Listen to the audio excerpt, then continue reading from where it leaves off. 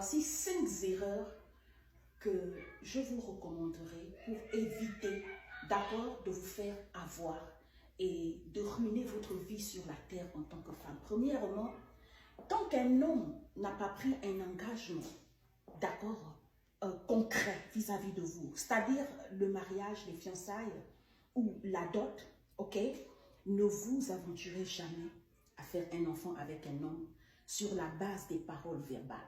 Parce que l'homme, d'accord, il a le cœur comme un enfant.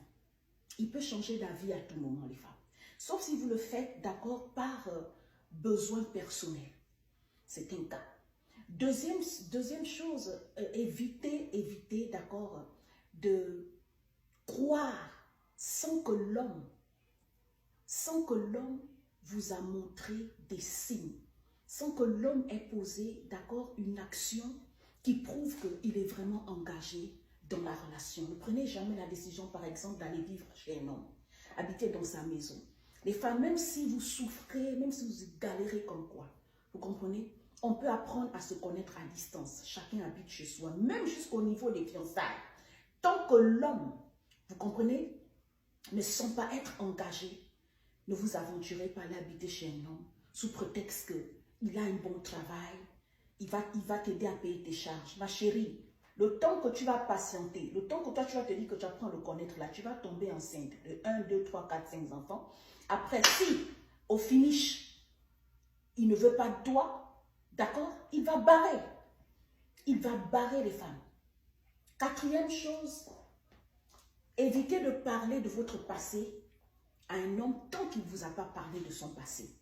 Évitez d'introduire, d'accord, toutes vos blessures, tous vos échecs lorsque vous rencontrez un homme, tant que lui, il n'a pas posé aussi, d'accord, son passé.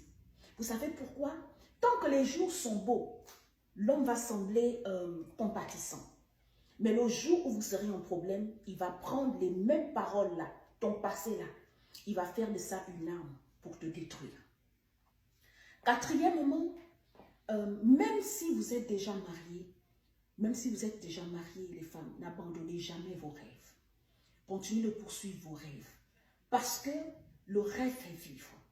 Parce que les buts et les objectifs que vous êtes fixés en tant que femme vont vous garder dans les temps difficiles au cours de votre mariage. Beaucoup de femmes se retrouvent malheureuses dans les foyers parce qu'elles se sont consacrées à un homme. Au finish, quand il révèle sa vraie personnalité, parfois après 20 ans de mariage, quand vous êtes encore bien là, ça va. Mais après 20 ans, après 10 ans, après 25 ans, quand il va sortir son venin, tu vas regretter pourquoi tu es resté consacré à lui et tu as abandonné tes propres rêves. Et la 5e raison, les femmes, apprenez à vous épanouir. Le mariage, ce n'est pas le terminus. Épanouissez-vous, vivez. Vous êtes beaucoup de femmes qui sont tièdes dans les foyers. Votre vie est devenue tiède. Ou bien votre vie manque de saveur. Pourquoi? Parce que vous vous êtes dit que le mariage devait venir répondre à tout dans votre vie. Il n'y a que Dieu qui répond à tout, les amis.